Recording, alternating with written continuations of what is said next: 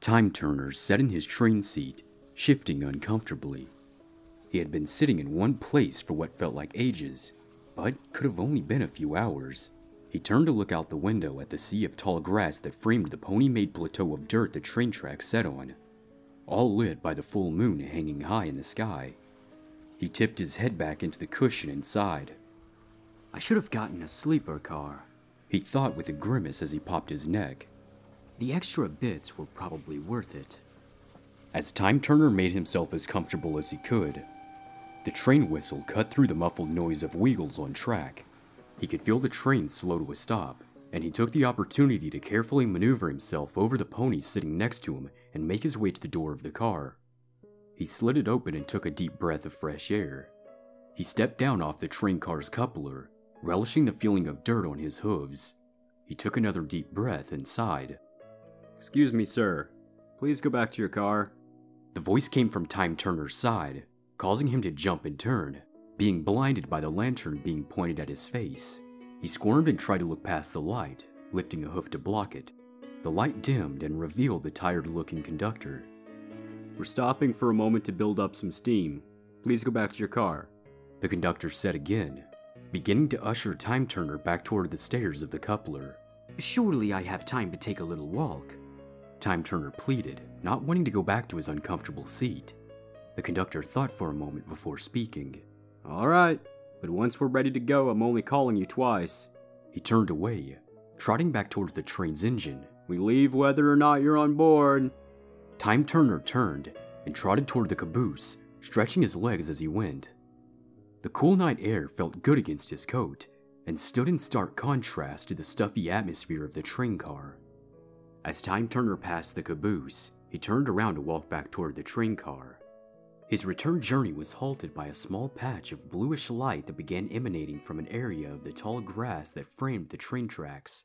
As the light grew closer to the hill, Time Turner could hear whispering coming from the light, but just as fast as it had appeared, the light dimmed and took the whispers with it. Another light appeared further away from the hill, the accompanying whispers louder than the last time. Hello? Time Turner called out to the light, which cut the whispers short and dimmed the light ever so slightly. Time Turner began walking toward the dim light, sliding down the hill slightly, struggling to keep his balance on the loose dirt. Is any pony out there? As he slid down the hill, he could see the faint glow had moved deeper into the grass. He took a tentative step forward. Do you need help? He called, taking slow steps closer to the glow. Just as Time Turner was about to part the grass that he assumed would show him what was making the light, it winked out, leaving him in the silent dark. He furrowed his brow and squinted into the dark. Another light sparked into existence a few yards away to his side, the whispers louder. And had they been just a little louder, Time Turner figured he'd be able to understand them. He turned and began rustling through the grass toward the light. Deciding not to speak this time, he inched his way toward the light. Staying as still as possible, the light still went out. Time Turner grumbled in frustration and turned to walk back to the train when he was struck with a pang of fear. He couldn't see the train, and he had forgotten which way he came from. Time Turner began to sweat as he pushed himself up on his hind legs to try to get a better view. It wasn't of any use. He still couldn't see the train. He took a jump in the air and saw many more blots of light spread throughout the grass, then landed with a huff. Time Turner began to pant and stare at the floor, frantically trying to think what direction he'd need to walk in to get back to the train, not noticing that a patch of light had come into existence until he was staring at his shadow, surrounded with a pale blue light. He turned around and heard rustling as the light circled him, the source just out of view. Time Turner tracked the light with his eyes, the feeling of panic setting in as he watched it float in a circle. That's when the whispers started. They were just beyond a thin veil of grass, but Time Turner couldn't understand them, as if they were speaking another language. Who's there? Time Turner cried out at the light, getting nothing in response. The light went still, making Time Turner back up in fear. As Time Turner backed up, the source of the whispering, and the light revealed itself.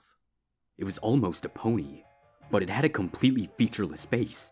Where there should have been eyes, a mouth, and a nose, there was only pale blue fur. The whole creature was glowing, and as Time Turner emitted a strangled cry upon seeing the thing, it lunged at him, a growl emanating deep from its throat. Time Turner screamed in fear and began galloping in the opposite direction. The grass whipped at his face and legs, but he didn't care, as long as he was getting away from the thing. He was so focused on getting away from the creature that was originally chasing him that he didn't notice the light that was following alongside him until another one of the almost ponies leapt out at him and slammed into his barrel, knocking him down. It leapt on top of him, another growl coming from its throat. Time Turner watched as the almost pony opened its mouth, the skin that covered it splitting and tearing, revealing dozens of small teeth that were the size of a needle and just as sharp. It was about to tear a chunk out of Time Turner's neck when the first almost pony to chase him appeared from the grass and tackled the second one off of Time Turner. The two creatures began to bat at each other with their hooves, distracting them and giving Time Turner the opportunity to escape.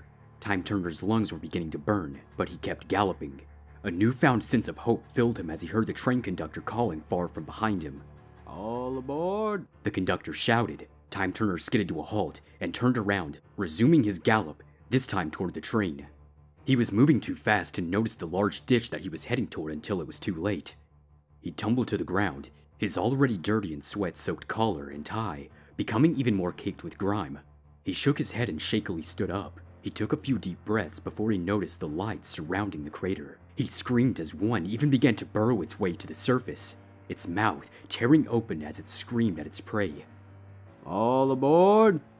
The conductor shouted for a second time, snapping Time Turner out of his haze, and giving him the resolve to rush the almost ponies that were blocking his way to the train, to his salvation. He let out a roar as he charged past the almost pony that had dug its way to the surface, just barely missing getting pounced on, managing to get past the almost ponies in front of him by luck of them crashing into each other as they jumped to try and tackle him. He could see the lights of the train now, and much to his horror, he could also hear the wheels beginning to turn and the whistle blowing. "Wait!" Time Turner began to shout, before getting slammed into the ground with a grunt by one of the creatures that had grabbed one of his hind legs. He turned over, bucking the thing in its mouth with his free leg before it could latch its jaw onto him. The thing groaned and released his leg. He scrambled to his hooves and began scurrying up the hill onto the train track. He screamed at the train, "Wait! I'm not on board! Please, wait!" But it was no use. The train was speeding up. Another one of the creatures leapt onto Time Turner, but before it could even open its mouth, it was slammed in the muzzle by a lit torch, held in the magical grip of the conductor. "Come on!" The conductor screamed at Time Turner as he waved the torch at the horde of almost ponies who were chasing the two. For the millionth time that night, Time Turner leapt to his hooves and began galloping. The burning in his lungs had become unbearable, but he kept galloping. The conductor had lagged behind for a few moments to keep the creatures at bay with the torch, but he quickly caught up to Time Turner, throwing the torch behind him, which caused the creatures to cease their pursuit. The conductor leapt up the small ladder onto the rear platform of the caboose, turning around and offering a hoof for Time Turner to grab onto, which he did. He promptly collapsed and began to gasp. "They hate fire. They hate it a lot," the conductor said between deep breaths. Time Turner just nodded and continued to shakily breathe as he watched the almost ponies retreat into the grass and the torch burn out on the tracks. "What?" Time Turner had begun to steady his breathing. "Were those things?" The conductor grimaced and unlatched the caboose door. "I don't know, son. Maybe they were ponies who got lost out here and didn't make it out. Maybe they've always lived here, and no one else has lived to tell about them." He took a step inside. "Probably best we keep this between the two of us." Time Turner just nodded and stepped inside with the conductor, taking one last fearful glance out the back door as it slid shut. In the few seconds before the caboose went dark, Time Turner swore he could see faint patches of light in the tall grass.